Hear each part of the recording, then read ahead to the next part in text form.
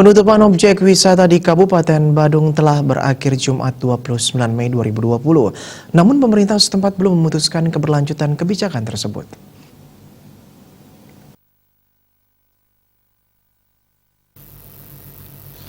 Sekretaris Daerah Sekda Badung Wayan Adi Arnawo saat dikonfirmasi membenarkan belum ada keputusan baru menindaklanjuti surat nomor 556-2224 Dispar Sekret tertanggal 20 April 2020 tentang perpanjangan penutupan objek wisata yang dilakukan hingga 29 Mei 2020.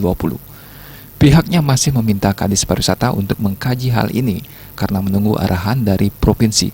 Salah satu pengelola objek wisata yakni manajer pengelola objek wisata Pantai Pandawa Wayan Kasim mengatakan, kalau pemerintah sudah memutuskan mau tidak mau harus siap.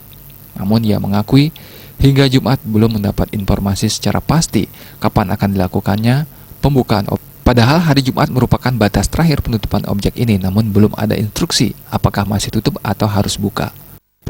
Bali Pos melaporkan.